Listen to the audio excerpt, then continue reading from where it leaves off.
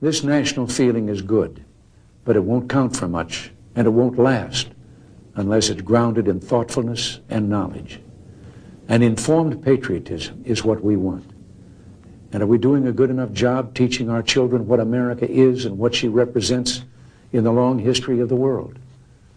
Those of us who are over 35 or so years of age grew up in a different America. We were taught very directly what it means to be an American.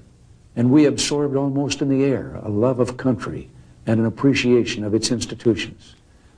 If you didn't get these things from your family, you got them from the neighborhood, from the father down the street who fought in Korea, or the family who lost someone at Anzio. Or you could get a sense of patriotism from school. And if all else failed, you could get a sense of patriotism from the popular culture. The movies celebrated democratic values and implicitly reinforced the idea that America was special. TV was like that too, through the mid-60s. But now we're about to enter the 90s, and some things have changed.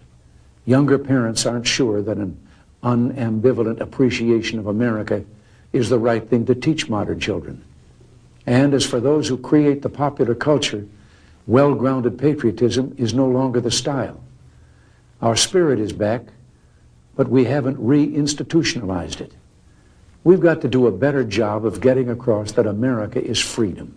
Freedom of speech, freedom of religion, freedom of enterprise, and freedom is special and rare.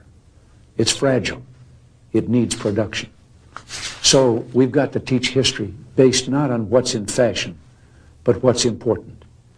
Why the Pilgrims came here, who Jimmy Doolittle was, and what those 30 seconds over Tokyo meant. You know, 4 years ago, on the 40th anniversary of D-Day, I read a letter from a young woman writing to her late father, who had fought on Omaha Beach. Her name was Lisa Zanata Henn, and she said, "We will always remember. We will never forget what the boys of Normandy did."